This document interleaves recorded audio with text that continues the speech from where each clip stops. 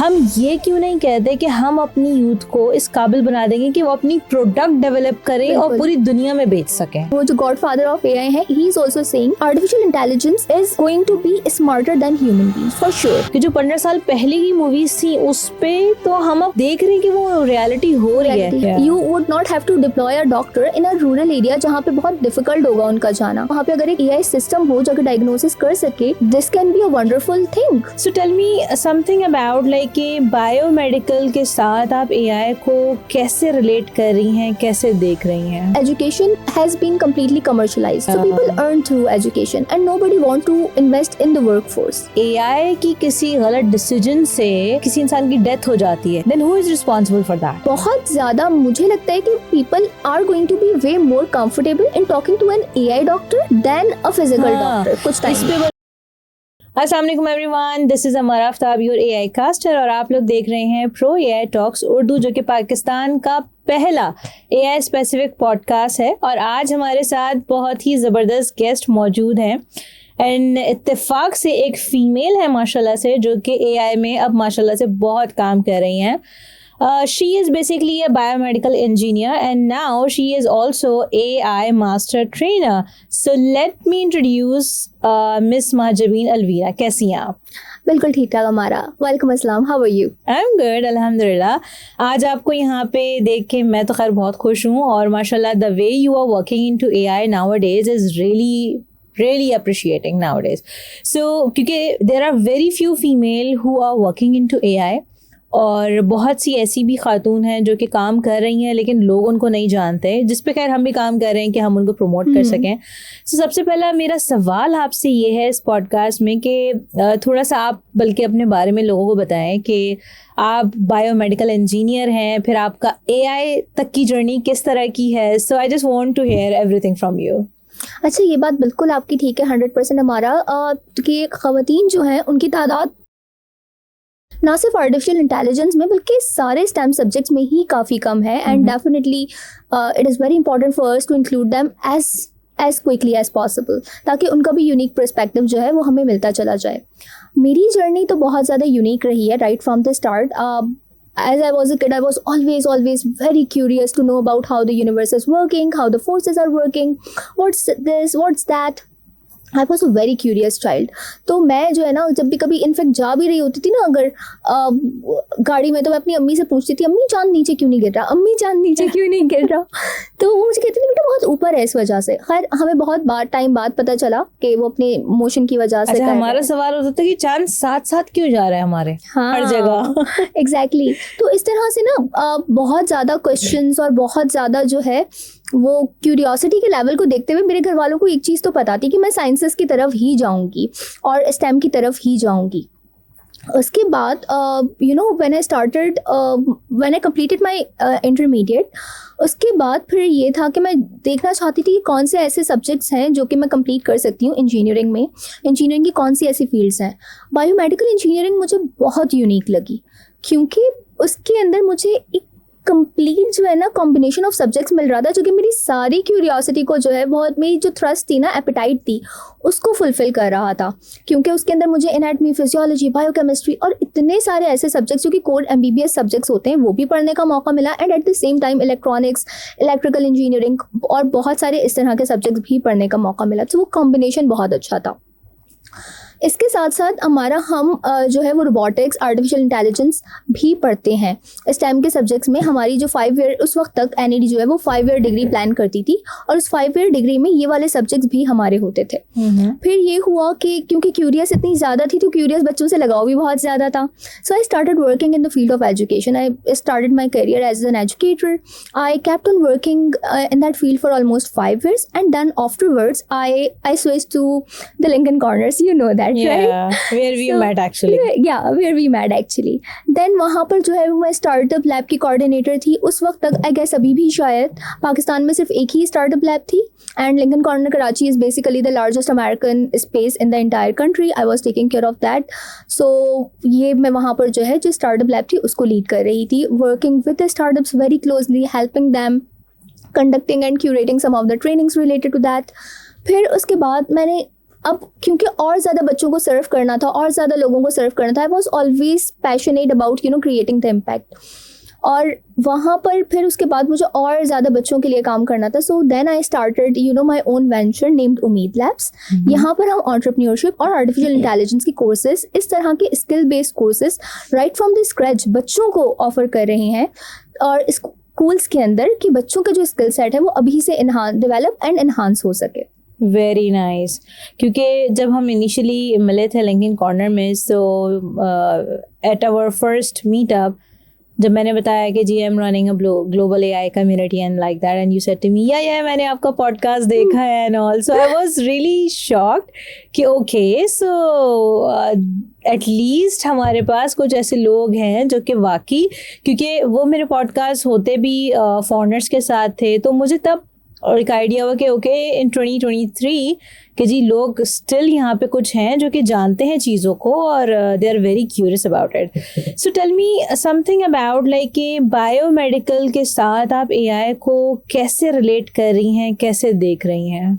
अच्छा देखिए, हमने थोड़े दिनों पहले हम सब ने सुना था अचानक से कि माइक्रोसॉफ्ट में वहाँ पर जो है उन्होंने एक क्या कहते हैं, हमारे पास जो है एक फ्लायर देखा था, मैंने एक पिक्चर देखी थी वहाँ पे, एंड इट वॉज रिटन कि टीचर्स और डॉक्टर्स जो है वो रिप्लेस हो जाएंगे आर्टिफिशियल इंटेलिजेंस से।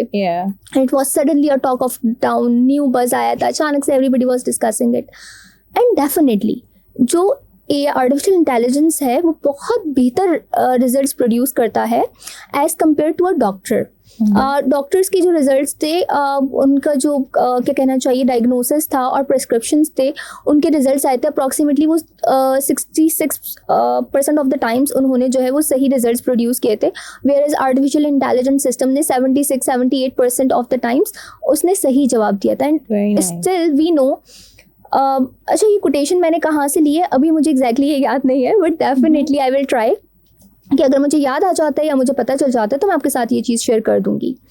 सो यार एक चीज़ तो फॉर श्योर हमें ये बात पता ही है कि आर्टिफिशियल इंटेलिजेंस अगर अभी भी डॉक्टर से बेहतर रिजल्ट्स नहीं भी दे रहा होगा, so in the coming years वो करेगा and it is going to get smarter and smarter. Exactly, बिल्कुल ऐसा ही है। जो बेस्ट क्या कहना चाहिए कि आर्टिफिशियल इंटेलिजेंस की जो बेस्ट डिप्लॉयमेंट है ना, वो है ही हेल्थ केयर सेक्टर के अंदर, क्योंकि यहाँ पर आप देखिए डॉक्टर्स का एक जो पूरा लर्निंग टाइम है जिसमें उनसे गलतियाँ हो सकती हैं, जिसमें वो जो है मिस्टेक्स कर सकते हैं, जिसमें बहुत कीमती जाने जो है वो जा सकती हैं, कोलेटरल डैमेज हो सकता है, वो सारा का सारा टाइम जो है वो रिड्यूस हो सकता है। At the same time the cost of health care would significantly reduce, right?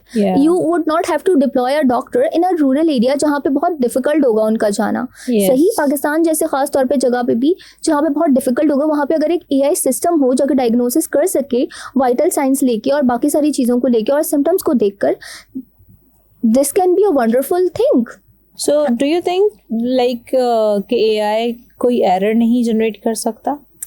कर सकता होगा, लेकिन जिस तरह से लर्निंग आप जो है वो डायरी ऑफ अ सीईओ का भी जो लेटेस्ट पॉडकास्ट है ना वो देखिएगा, उसके अंदर भी वो जो गॉडफादर ऑफ एआई है, ही इज ऑल्सो सेइंग कि artificial intelligence is going to be smarter than human beings for sure. वो जैसे जैसे लर्न करेगा, वो इवॉल्व करेगा, वो स्मार्टर देन ह्यूमन बीइंग्स तो हो ही जाएगा। इवन ऐसी भी कंपनीज आ चुकी हैं कि रेडियोलॉजी के इवन जो स्कैन्स होते हैं वो तक एआई जो है ना उसकी ऑडियो में आपको पूरी डायग्नोसिस करके बता रहा है कि वो किस तरह से लाइक इस रिपोर्ट के अंदर क्या चीज़ है और उसमें like what are the diagnosis के साथ साथ एआई, बहुत सी ऐसी कंपनीज हैं जिन्होंने ऐसी भी ट्रीटमेंट्स निकाली हैं कि एआई डॉक्टर की और पेशेंट की कॉन्वर्जेशन सुनता है एंड देन वो आपको एक तो नोट्स बनाता है एंड देन वो आपको डायरेक्टली सजेस्ट करता है कि डॉक्टर को क्या सजेस्ट करना चाहिए टू द पेशेंट। बिल्कुल, ट्रीटमेंट क्या सजेस्ट करना चाहिए, ट्रीटमेंट क्या सजेस्ट करना चाहिए, दैट्स रियली इम्पोर्टेंट। अच्छा, तो you know about us like since almost 2 years और मोर देन 2 years, सो पहले तो मैं सुनना चाहूँगी आपका ओपिनियन प्रो एआई ग्लोबल के बारे में भी। प्रो एआई ग्लोबल जो है वो एक बहुत आपको ये भी पता है कि मैं आपको 2 साल पहले से जानती हूँ, because I had been observing you literally since the time you started. It is very much needed platform. And देखिए एआई जो बेसिकली आर्टिफिशियल इंटेलिजेंस है, अच्छा इससे पहले मैं एग्जांपल देके समझाती हूँ ताकि हमारे जो ऑडियंस है उनको भी अच्छे तरीके से समझ आए ना। तो देखिए एक सिस्टम होता है, जो सिस्टम होता है आप देखेंगे हमेशा जो जिन लोगों ने वो सिस्टम को बनाया होता है ना, वो सिस्टम उन्हीं को सर्व कर रहा होता है। यूजुअली हम उस सिस्टम का एक पार्ट होते हैं जो कि टैक्सेस पे करेंगे, काम करेंगे, बट वो सिस्टम हमें सर्व नहीं कर रहा होगा। The system was basically design to serve a particular class of people, right? इसी तरीके से आर्टिफिशियल इंटेलिजेंस जो है, this is just a field which is growing, और अभी इसका सिस्टम भी नहीं बना है। तो अभी जो लोग इसके अंदर एंटर होंगे, काम करेंगे, वो फायदा उठा सकते हैं। पाकिस्तान, अगर हम जैसे लोग, आप जैसे लोग, हमारा जैसे लोग आगे नहीं आएंगे और इस तरह के प्लेटफॉर्म्स इस्टेब्लिश नहीं करेंगे, तो पाकिस्तान बहुत पीछे रह सकता है। पाकिस्तान और पाकिस्तानी अवाम बहुत पीछे रह सकती है। सो trust me, this is basically a platform which is blessing in disguise. That is why I knew you right from the start. That is why I knew the work that you were doing, and I was really proud of the work you were doing at that time, and I'm still so proud of you. Thank you so much. So this is a much needed platform. क्योंकि बहुत दफ़ा ऐसा भी हुआ है कि अभी हमने कुछ इंटर्नशिप के लिए भी लोगों को रिकमेंड किया है, क्योंकि लोगों को एक्चुअली पता नहीं है कि AI के लिए अगर हमें कोई रिसोर्स भी चाहिए तो वेयर टू गो। बिकॉज अभी मेरी रिसेंटली भी कुछ मीटिंग्स हुई तो मुझे पता चला कि भाई वो 2 महीने से AI इंजीनियर ढूंढ रहे हैं। वो कहते हैं मुझे मेरे पास 200 रिज्यूमे हमारे HR के पास आई हैं, but none of them was capable to be a part of our team.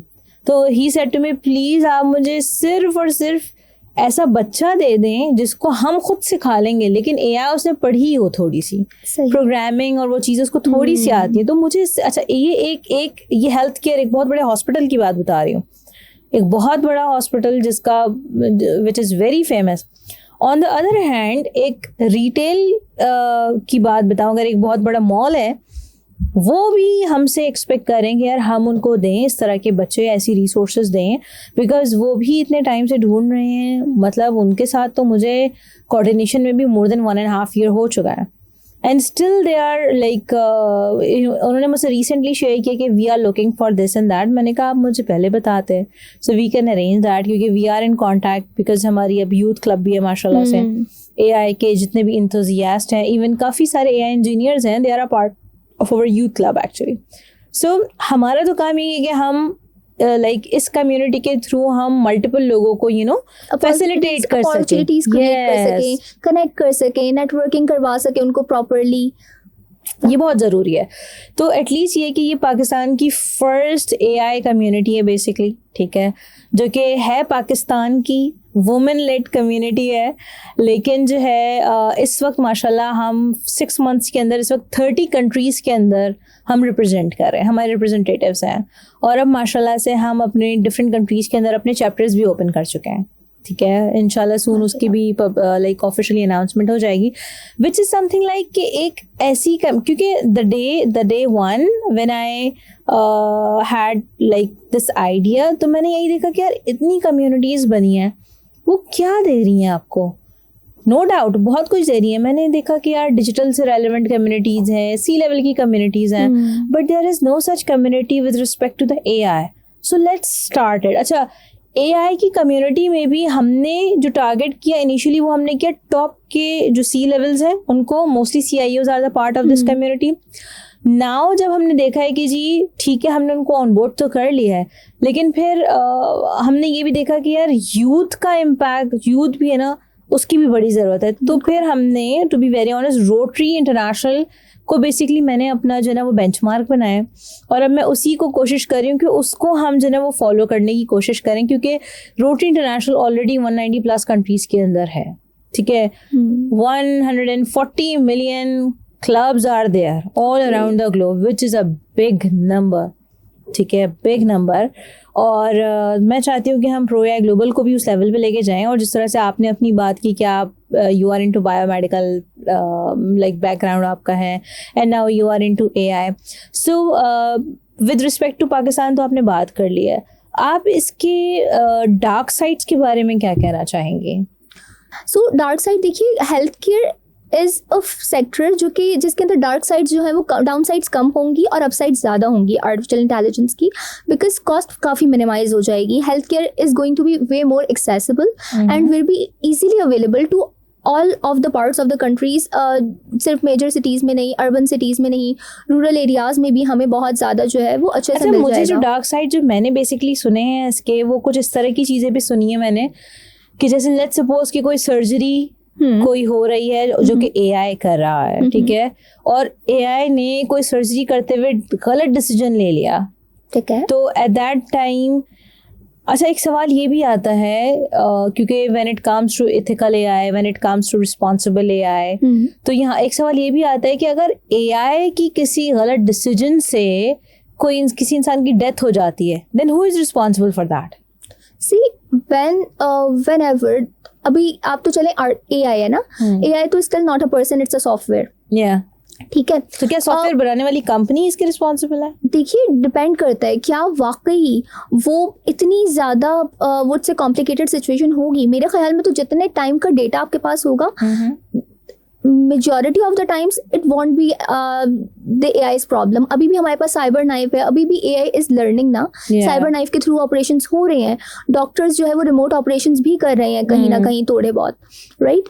तो मेरे ख्याल में इट्स नॉट दैट डिफिकल्ट कि एआई की ही प्रॉब्लम हो। हाँ, अगर जानबूझे खुदा ना खासा कोई मेलवेयर डालता है, कुछ इस तरह का एरर इंट्रोड्यूस करता है, तो फिर वो एक बिल्कुल अलग केस है। चले मेलवेयर नहीं भी डाला, लेकिन उसने डिसीजन मेकिंग सही नहीं की एट दैट पॉइंट, ये नॉर्मल हमारे डॉक्टर्स इससे ज़्यादा गलतियां करते हैं। ऑपरेशन थिएटर में डॉक्टर्स से इससे कई गुना ज़्यादा गलतियां होती हैं। ओटी में आपके पास बहुत सारे डॉक्टर्स होते हैं और उनसे बहुत सारी गलतियां हो जाती हैं।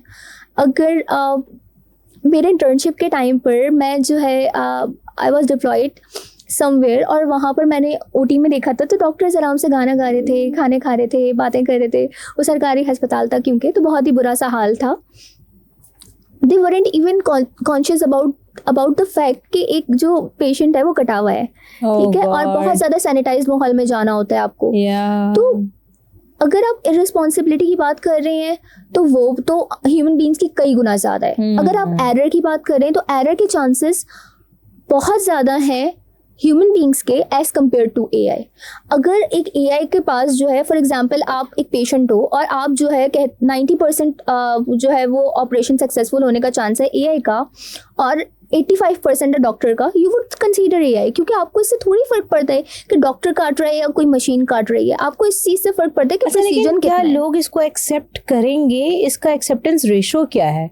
लेट्स सपोज अगर मेरे किसी रिलेटिव की सर्जरी है या मेरे भाई बहन की है, तो मैं तो बोलूँगी यार I am scared of it, I can not trust AI right now कि वो मेरी फैमिली में किसी का या मेरा अपना भी। हाँ, so with the passage of time जैसे जैसे जो है और डेटा आता जाएगा, जैसे जैसे हम सक्सेसफुल केसेस देखते जाएंगे, वैसे वैसे we are going to trust artificial intelligence way more than human beings, क्योंकि एरर जो है वो ऑलरेडी रिड्यूस होना शुरू हो जाएगा और ज़्यादा रिड्यूस हो चुका होगा, और हम एक सक्सेसफुल केसेस जो है वो देख चुके होंगे, तो ऑटोमेटिकली हमारा ट्रस्ट जो है वो बिल्डअप हो जाएगा। What do you think? ये ज़्यादा नहीं लगेगा, अब ज़्यादा नहीं लगेगा। पहले बहुत ज़्यादा लग सकता था, अब नहीं लगेगा। अगर हमारे पास मोनोपोली नहीं होती है, या एक आप जो है वो क्या कहते हैं, कुछ हमें एक बैकलैश, इंडस्ट्रियल बैकलैश नहीं आता है और एक्सेप्टेंस आती है, then it is going to become easier for us to accept it. But like do you think Pakistan इसको बहुत जल्द एक्सेप्ट करेगा और it will take some time?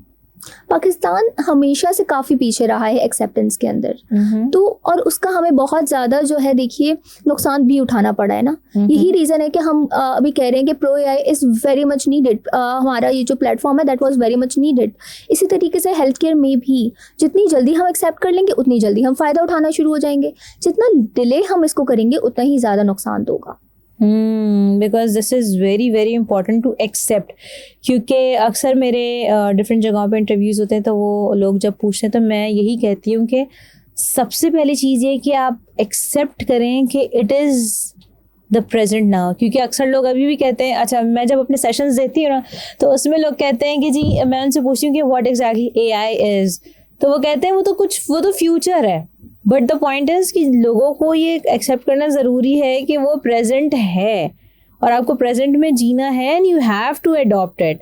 चाहे वो कोई बच्चा हो, चाहे वो डॉक्टर हो, चाहे वो इंजीनियर हो, like there are so many things.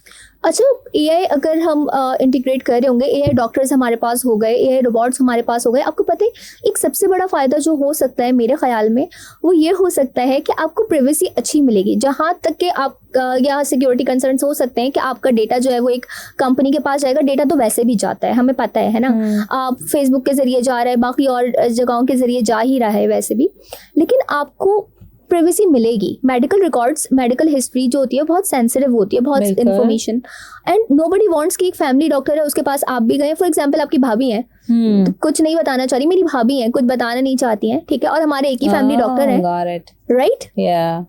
सो बहुत ज़्यादा मुझे लगता है कि people are going to be way more comfortable in talking to an AI doctor than a physical doctor कुछ टाइम। इस पे बल्कि मेरी बात भी हो रही थी, लाइक मैंने 3 साल पहले अपना एक और इनिशिएटिव लिया था with the name of drill the brains, और मैंने आई एम NLP सर्टिफाइड, तो उस पे मैंने जो है ना वो एक मॉडल प्लान किया था जिसमें मेरा ये इरादा था कि क्योंकि हमारी सोसाइटी में मैंने देखा है कि एलीट कम्युनिटी के साथ ये ज़्यादा मसला है कि what exactly they do, कि they are extremely busy with their businesses and with other stuff, तो उनकी फैमिली भी यहाँ नहीं होती है, they are in abroad and they are facing a lot of issues, they are very social।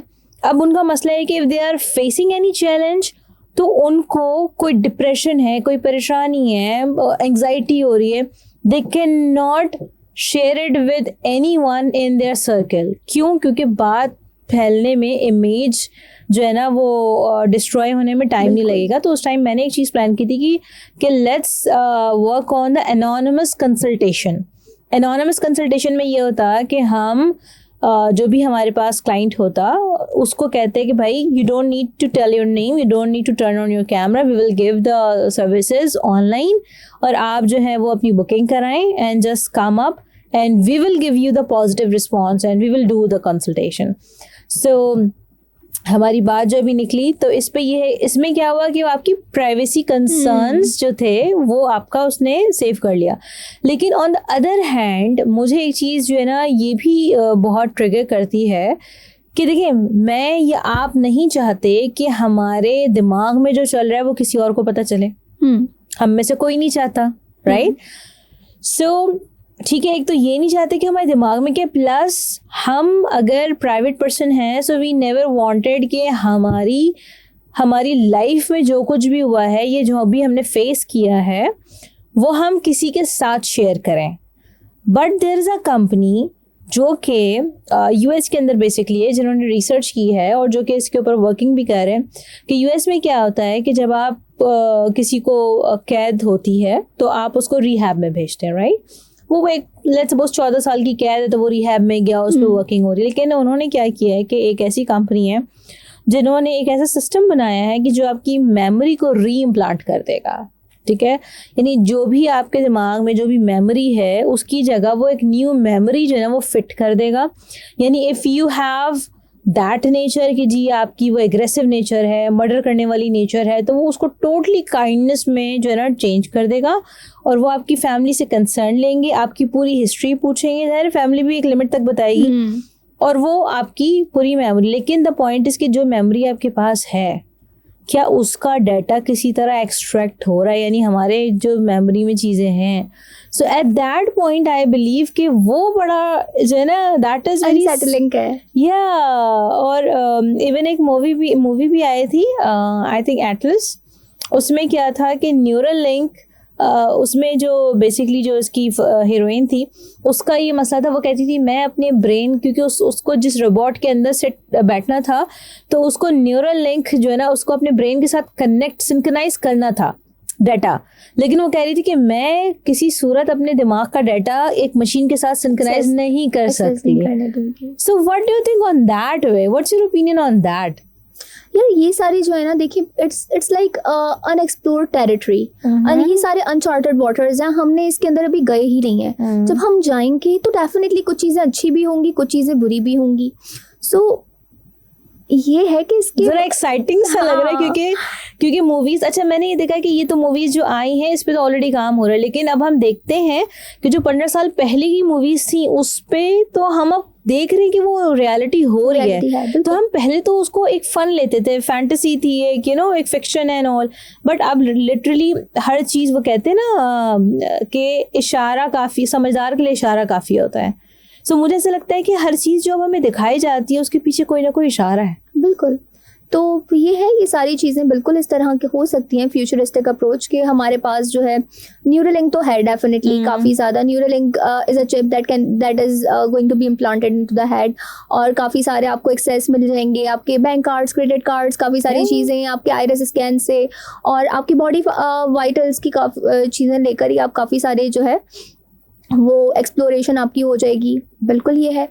बाकी ये कि हाँ, कोई आपकी थॉट्स को पढ़ सकता है या नहीं, कोई आपकी बॉडी इमोशंस को पढ़ सकता है या नहीं, तो मोस्ट प्रोबेबली अगर वो डिकोड कर रहे हैं आपके दिमाग में क्या चल रहा है, तो इसका मतलब काफ़ी ज़्यादा चांसेस हैं कि वो एक्सप्लोर कर सकते हैं इन चीज़ों को भी। बल्कि आपने शायद देखा हो, अभी आर्टिफिशियल इंटेलिजेंस के थ्रू एक बंदा सिर्फ सोच रहा था और वो काफ़ी हद तक इसी तरह का सेंटेंस कंस्ट्रक्शन उसने कर करके दिखाया था। वो सैड कुछ सोच रहा था, उसने आई एम सैड या शी इज़ फीलिंग सैड, तो उसने सैड फीलिंग करके कुछ इस तरीके करके 2-4 वर्ड जो है वो दिखाए थे। PWDs के लिए कोई एक सॉफ्टवेयर बनाया PWDs के लिए उन्होंने सॉफ्टवेयर बनाया ना, so that was being tested by a normal person. तो वो सारी उस वक्त जो है वो चीज़ें उसके अंदर जो दिखाई गई थी, so that means definitely AI is now right now even positive side भी लगा मुझे कि बेचारे जो PWDs हमारे पास, पीपल विद डिसेबिलिटीज, तो मैं कहती हूँ डिफरेंट एबिलिटी, ठीक है, तो उनके लिए बड़ी हेल्प है। And I know someone as well in Canada and we are in contact, so इंशाल्लाह हो सकता है हम यहाँ पे भी उस पे वर्किंग करें। So they are like heavily working on PWDs actually. अच्छा, उनसे मेरी जब बात हुई तो उन्होंने कहा कि हमारा सऊदीया के ऊपर हमारी बात हो रही थी कि लाइक सऊदीया में भी हमारे चैप्टर्स ओपन हो रहे हैं and we are working in Saudia as well. तो उसमें उन्होंने बताया कि सऊदीया के अंदर बहुत सारी रॉयल फैमिलीज ऐसी होती हैं जिनके यहाँ PWDs होते हैं, ठीक है। So they heavily invest and they heavily looking for such things कि कोई सोल्यूशन मिल जाए उनके बच्चों के लिए, क्योंकि पैसे की उनको कमी नहीं है। So they are looking for such kind of solutions. तो मुझे वो चीज़ बड़ी अच्छी लगी एक्चुअली कि यार एक बंदा जो सारी ज़िंदगी एक्सप्रेस नहीं कर पाया, अब वो एटलीस्ट एक्सप्रेस कर सकता है कि वो कैसा फील कर रहा है, मतलब उसको तो एक न्यू लाइफ मिल गई actually. So this is something a very positive side जो मुझे लगता है कि यू नो AI का एक बड़ा अच्छा पॉजिटिव वाली साइड है। Okay, so I am more interested toward your training program as well कि आप क्या ट्रेनिंग दे रही हैं AI से रेलेवेंट, किसको दे रही हैं ट्रेनिंग्स, क्या टारगेट ऑडियंस है और उसमें आप क्या आपका कंटेंट है बेसिकली। अच्छा, ये सारी चीज़ें मैं आपकी कवर करती हूँ, लेकिन इससे पहले मैं थोड़ा सा जो है ना, why do I strongly feel the need of artificial intelligence and entrepreneurship you know being given to the students as soon as possible, इसको थोड़ा सा हाईलाइट करना चाहूँगी। देखिए, हम जो टीचर्स होते हैं, बेसिकली एजुकेटर्स जो होते हैं, फॉर एग्जांपल हमारा ने एक प्रोडक्ट बनाया, ठीक है, ये प्रोडक्ट आज मार्केट में जाएगा, कल इसका रिजल्ट आ जाएगा।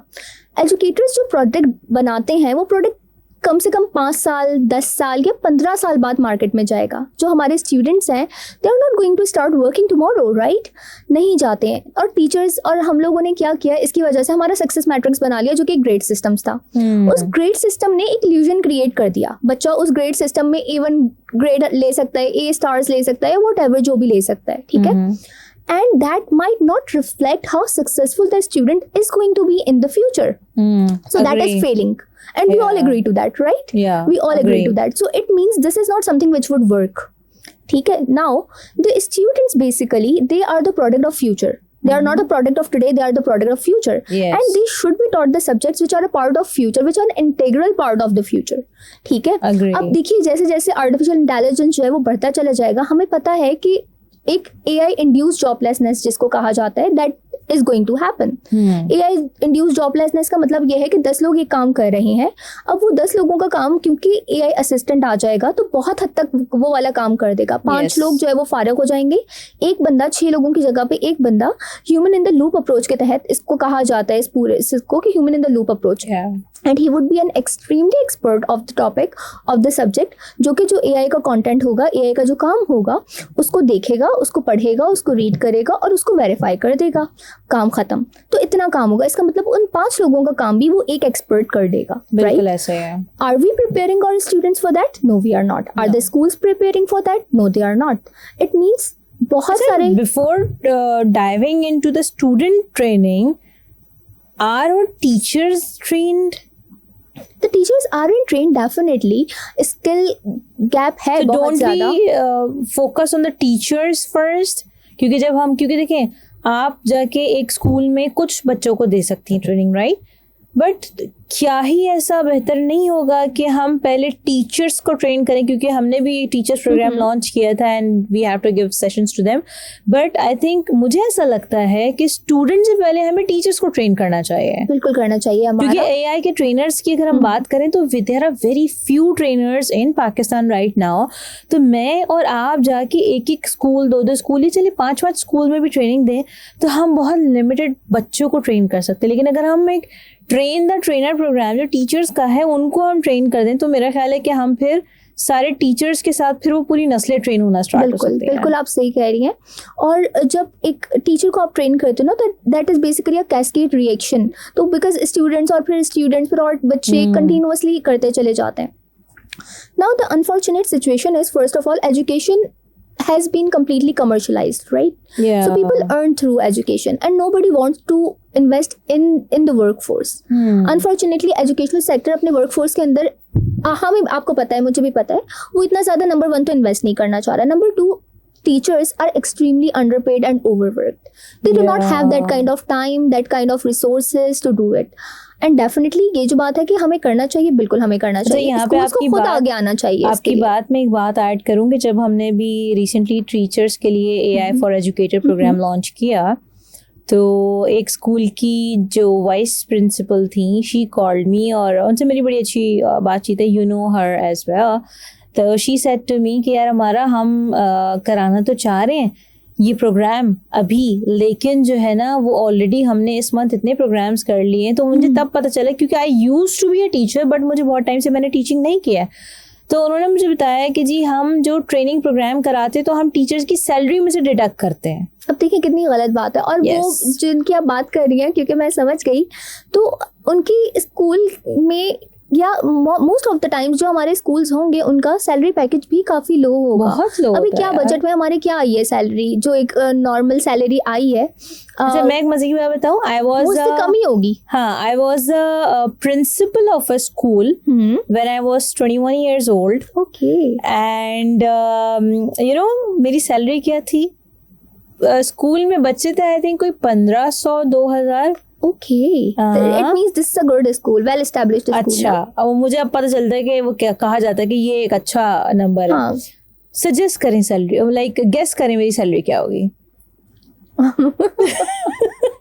आप तो इस फील्ड से हैं यार. कितनी भी हो सकती है, ट्रस्ट मी, सीरियसली कितनी भी हो सकती है. गेस करें ना, कुछ भी एक गेस तो करें. 10,000 या 8,000. Oh my God. और सीरियसली मैंने जितनी कम मैं सोच सकती थी उतनी कम बोली है. And I was very happy कि यार मैं प्रिंसिपल बन गई हूँ स्कूल की इतनी यंग एज के अंदर. I was doing my bachelors यार. तो मुझे एक अपॉर्चुनिटी मिली. मैंने कहा अच्छा, मुझे किसी ने सेंड की, उन्होंने कहा प्रिंसिपल चाहिए. मैंने कहा मैं तो खुद बैचलर्स का फर्स्ट ईयर है मेरा, मतलब मैं कहाँ से प्रिंसिपल. एंड शी सेड ऐसे चली जा. अच्छा चली जाना. मैंने कहा ओके.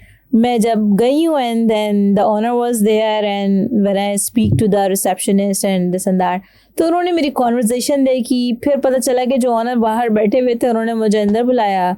अच्छा मैं समझी माजरत के साथ कि वो कोई ना मतलब प्यून वगैरह है. इस तरह की सिचुएशन में थे. Actually he was the investor, लेकिन उनका जो हुलिया था.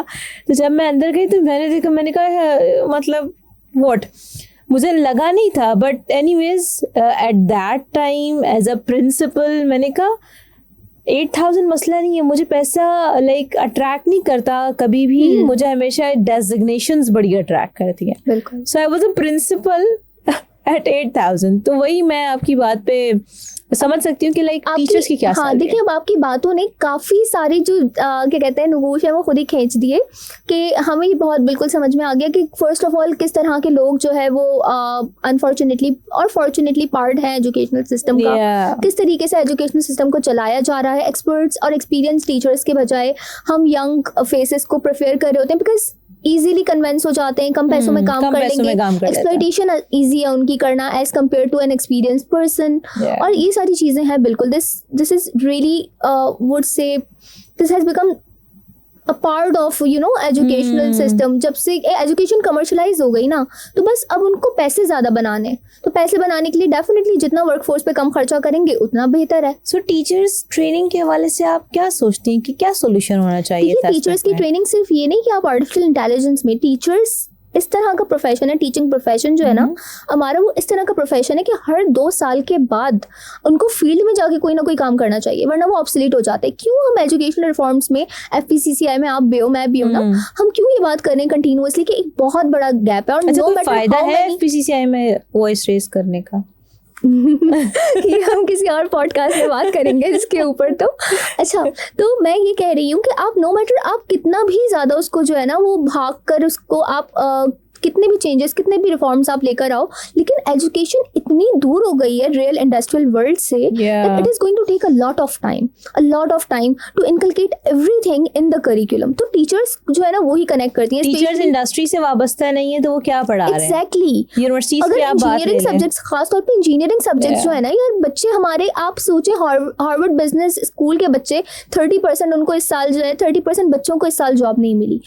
तो आप सोचे वो कह रहे हैं कि आप हमें क्यों ऐसी चीजें पढ़ा रहे हैं जो कि आगे चल के AI असिस्टेंट कर रहे होंगे। Please teach us something different, please teach us creativity and problem solving, please teach us something that AI is not going to do for us, so that we can have the gap जिसके ऊपर हम काम कर सकें।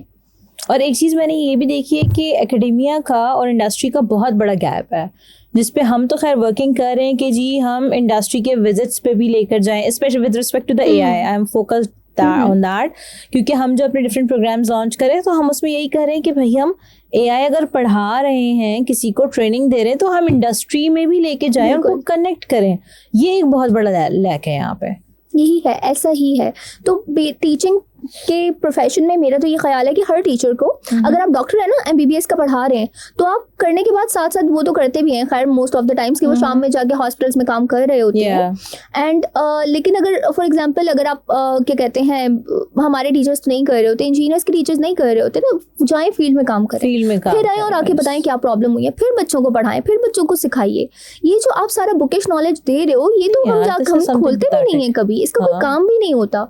जब हम जाते तो हमें पता चलता है okay, we after studying I studied for 5 years, good 5 years of my life. और वो भी सुबह 8:30 से क्लासेस स्टार्ट होती थी, 4:30 पे खत्म होती थी, फिर हम बैठकर अपने प्रोजेक्ट्स के ऊपर काम करते थे। स्टिल इतनी मेहनत, इतने आवर्स, इतने टाइम स्पेंड करने के बाद भी we were not able to secure a good job, क्योंकि हमें तो पता ही नहीं है मार्केट के नेटिग्रिटीज क्यों नहीं थे, वो चीजें क्यों नहीं बताई to create something by which we can be an entrepreneur. बिल्कुल, क्योंकि हमारा एक तो वो जॉब माइंडसेट बना दिया है। क्योंकि अभी रिसेंटली भी हमारी कहीं डिस्कशन हो रही थी, तो मैंने यही बात की कि यार हम क्यों ये कहते हैं कि हम अपनी यूथ को इस काबिल बना देंगे, लेट्स सपोज AI की ट्रेनिंग से या XYZ ट्रेनिंग से, कि वो अच्छी जगह जॉब कर सकें। हम ये क्यों नहीं कहते कि हम अपनी यूथ को इस काबिल बना देंगे कि वो अपनी प्रोडक्ट डेवलप करें और पूरी दुनिया में बेच सकें। True, that's a very important part. और आपको पता है अभी जैसे हम बात कर रहे थे AI इंड्यूस्ड उसकी जॉबलेसनेस की, तो आप समझिए हमारा कि आगे चलकर this is going to be very important for us to understand how to build an AI product and how to ensure that product is basically earning for you. Yes. उसके लिए देखिए R&D बहुत जरूरी है। आपका एंटरप्रेन्योरल माइंडसेट, आपका problem solving mindset होना चाहिए। अगर आपको प्रॉपर वाइब कोडिंग भी आती है ना, तो आप देखिए कितने सारे इस तरह के सॉफ्टवेयर्स हैं। Vibe coding is something which is mandatory now, लेकिन लोगों को नहीं पता। एग्जैक्टली, आप सीखिए, आप एक सॉफ्टवेयर बनाएं, आप उसको डिप्लॉय करें। कितने बच्चे छोटे छोटे अभी कर रहे हैं ना, कमा रहे हैं ना, तो ये एज, यही तो एज है। तो हम अपने कोर्स के अंदर सिखाते हैं प्रॉम्प्ट इंजीनियरिंग, जो कि सबसे इंपॉर्टेंट है। वाइब कोडिंग करना चाहते हैं, कुछ बनाना चाहते हैं, so first and the most important thing is prompt engineering. पूरा प्रॉम्प्टिंग फ्रेमवर्क, जिसके अंदर कितने फ्यू शॉर्ट प्रॉम्प्टिंग क्या होती है, 0 शॉर्ट प्रॉम्प्टिंग क्या होती है, और किस तरीके से हम क्या कहते हैं बेसिकली क्या क्या टास्क क्या होता है, किस तरीके से आपको बता सकते हैं, कौन कौन से आउटपुट्स आप जो है वो बता सकते हैं कि किस किस फॉर्म में आपको आउटपुट मिलेगा, टास्क के अंदर ही मेंशन कर दें। फिर उसके साथ कॉन्टेक्स्ट, उसके साथ रेफरेंसेस, पूरा framework along with the examples and everything. ठीक है, फर्स्ट डे में हम उनको ये सब कंप्लीट करवा रहे हैं। 4 day प्लान है हमारा, जो भी हमारी ट्रेनिंग चल रही है उसका। सेकंड डे में हम उनको software related to podcast. What is the age of those kids? यार अभी तो मैंने ओपन एज रखी हुई है। actually am taking any student that is able to read and write. अभी जो आपके पास स्टूडेंट्स हैं completely उनकी कर एज सके. क्या होगी, minimum and maximum? 12 years to 15, 16, 17 years तक के बच्चे मेरे पास हैं. awesome. तो इस तरह का एक मिक्स्ड एज ग्रुप चल रहा है. So student should be able to read, write and understand. That's very important, क्योंकि प्रॉम्प्टिंग ही तो है फिर बच्चे के जहन में आइडिया. और जितना छोटा बच्चा होता है ना, उतना क्रिएटिव और उतना स्मार्ट थिंकर होता है. पता है, उतना ही ज्यादा क्रिएटिव होता है. आप सोचे ना, छोटा बच्चा होता है जो बहुत छोटा होता है, प्री प्राइमरी का होता है, वही तो पिंक कलर का आसमान बनाता है. बड़ा होके थोड़ी बनाता है. स्काई तो पिंक उसी छोटे बच्चे के लिए ही तो होता है. तो क्रिएटिविटी और इमेजिनेशन जो स्ट्रांग होती है वो जितना छोटा बच्चा होता है उसकी होती है. But definitely if I am teaching them prompting, तो फिर मुझे चाहिए कि बच्चे का सेंटेंस स्ट्रक्चर वगैरह वो प्रॉपर्ली बता सके, वो सारी चीज़ों को समझ सके. कॉन्टेक्स्ट क्या होता है, रेफरेंसेस क्या होते हैं, आइट्रेशन क्या होती है, एवेल्युएशन क्या होती है, सारे पूरे फ्रेमवर्क्स को अच्छे तरीके से समझ सके. That's important. तो ये है, इसलिए तकरीबन 10-12 से स्टार्ट कर रही हूँ. 12 से लेकर तो तकरीबन ग्रेड 6 टू मैट्रिक इंटर के बच्चे जो हैं वो हम केटर कर रहे हैं इस एज ग्रुप में. नाइस. क्योंकि इस बार मैंने देखा है कि देयर आर फ्यू ऑर्गेनाइजेशंस जिन्होंने एआई के समर कैंप्स किए हैं, लेकिन मुझे लगता है कि नेक्स्ट ईयर इससे ज़्यादा होंगे. बिल्कुल, इससे ज़्यादा होंगे. अच्छा, this is something very good as well कि मैं देख रही हूँ कि जब मैंने प्रो एआई ग्लोबल हमने स्टार्ट की थी तो कोई कम्युनिटी नहीं थी एआई की, कोई एआई की बात नहीं करता था, कोई इवेंट्स नहीं होते थे. We are the pioneers, we started. लेकिन अब मैं देख रही हूँ माशाल्लाह से कि अब जगह जगह पे इसकी चीज़ें होने लगी हैं, बातें होने लगी. इवन हमारे पास बहुत से ऐसे मेंबर्स सी लेवल के उन्होंने हमें ज्वाइन किया था कि जिनको लिटरली एआई के बारे में नहीं पता था, but they are CIOs actually.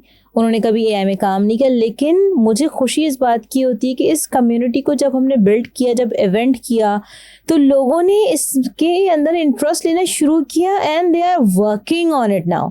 Yes, even बड़े बड़े लेवल के. मतलब मुझे like I feel like this is something very successful for me because I created the impact. और बहुत से लोग ऐसे हैं जो आपके साथ जुड़ते हैं, आपसे सीखते हैं, लेकिन आपको कभी अप्रिशिएट नहीं करते. I don't mind, but at least I am happy that they are doing actually. क्योंकि इंटरनली आपको तो पता है ना कि आपने सीखा किससे, आपको आइडिया कहाँ से आया, किस तरह से चीज़ें हुई. So I love that actually. Okay, so हम अपनी ओवरऑल कॉन्वर्जेशन को कंक्लूजन की तरफ लेके जाते हैं.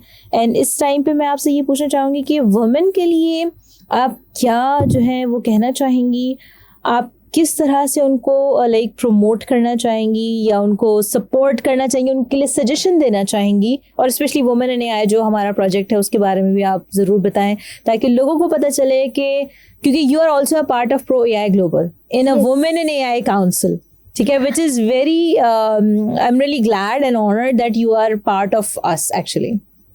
थैंक यू सो मच हमारा. अच्छा जी, तो ख़वातीन को मैं ये कहना चाहूँगी कि ख़वातीन please be a part of artificial intelligence. Learn it. You do not have to like be a part of STEM subject. ज़रूरी नहीं है कि आपने कोई स्टेम सब्जेक्ट पढ़ा हो, आप इंजीनियर हो, या आप जो है कोई डॉक्टर हो या टेक्नोलॉजिस्ट हो, या आपका कोई बहुत स्ट्रॉन्ग एआई बैकग्राउंड हो, तभी आप एआई का पार्ट बनो. आप जो है वो एक क्या कहते हैं, इतना स्ट्रॉन्ग पार्ट ना होते हुए भी, या बेसिक सब्जेक्ट्स के तौर पे उसको ना पढ़ते हुए भी, बिकॉज दौर ही एआई का है, तो उसको अच्छे से यूज़ करना सीख सकते हो.